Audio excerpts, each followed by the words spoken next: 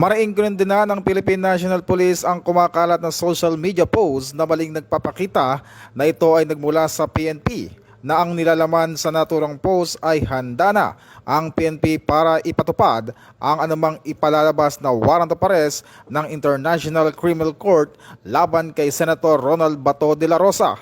Ayon sa PNP, hindi umano ito inilabas ng alinmang official na communication platforms ng ahensya at hindi rin sumasalamin sa opisyal na posisyon o polisiya ng organisasyon.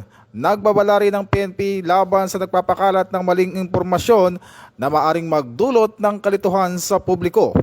Paalala ng ahensya, maaring managot sa ilalim ng Cybercrime Prevention Act of 2012 ang sinumang mapapatunayan na gumagawa at nagpapakalat na peking post online. Hinimok naman ng pambansang pulisya ang publiko na tiyakin sa opisyal at beripikadong social media accounts lamang ng PNP kumuha ng impormasyon habang patuloy ang kanilang monitoring at investigasyon sa pinagmulan ng naturang post. Ito ang bagong PNP para sa bagong Pilipinas, serbisyong mabilis, tapat at nararamdaman.